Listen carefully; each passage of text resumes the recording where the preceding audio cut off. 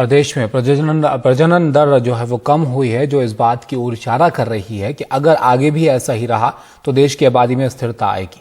National family health survey के आंकड़े काफी कुछ बता रहे हैं। ये रिपोर्ट आप देखिए। देश में परिवार नियोजन और लिंग अनुपात यानी सेक्स रेशियो में काफी सुधार आया है। ये नतीजा है भारत सरकार द्वारा जारी ताज़ा नेशनल फैमिली हेल्थ सर्वे के आंकड़ों का। आंकड़ों के मुताबिक चंडीगढ़ में सबसे कम फर्टिलिटी रेट है, लेकिन यहाँ लिंगानुपात के आंकड़े चिंता पैदा कर रहे हैं। आंकड़ों के मुताबिक देश में परिवार नियोजन के तरीकों के इस्तेमाल का प्रतिशत 54% से बढ़कर 67% हो गया है। देश में पुरुषों के मुकाबले अब महिलाएं ज्यादा हैं, यानी प्रति 1000 पुरुषों पर 1020 महिलाएं हैं। अगर प्रजनन के आंकड़ों को राज्यवार देखें तो 5 राज्य ऐसे हैं जहां ये दर 2 से ऊपर है। बिहार में प्रजनन दर 3 है, मेघालय में 2.9, उत्तर प्रदेश में 2.4, झारखंड में 2.3 और मणिपुर में 2.2।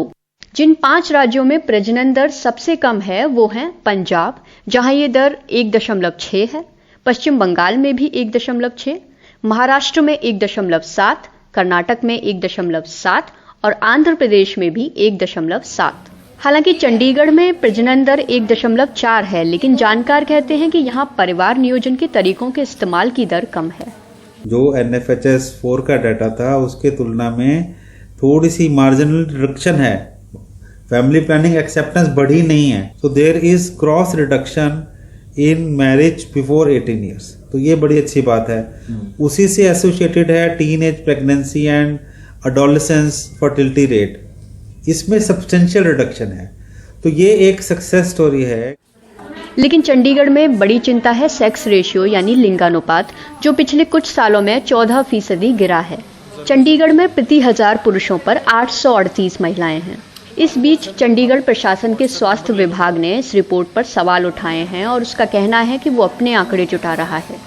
जहां तक मैंने अपने यहाँ पे डॉक्टर्स से बात किया, उनका कहना है कि कहीं ना कहीं कुछ डाटा का अभी समझ में नहीं आ रहा है कि ये डाटा कहाँ से लिया गया है। 925-30 के आसपास का कहीं का एवरेज हमारे डाटा के हिसाब से है, जो हमने गवर्नमेंट हॉस्पिटल्स में कुछ रखा हुआ है। तो इसको एनालाइज कर रहे हैं। मैं अभी ये तो नहीं कहूँगा कि वो रिपोर्ट गलत है, हम तो ये मान के चल रहे हैं कि हमको इसको देखना है। अगर पूरे देश की बात करें तो प्रति पुरुषों पर महिलाओं की तादाद 991 से बढ़कर 1020 हुई है, लेकिन जन्म के समय लिंगानुपात में हल्की सी ही वृद्धि देखने को मिली है।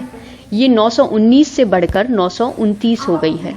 इसका मतलब ये है कि जन्म के तुरंत बाद लड़कियों के बचे रहने की संभावनाएं अब भी लड़कों से काफी कम है। मोहम्मद गजाली के साथ ऋषिका बरुआ की रिपोर्ट, NDTV इंडिया।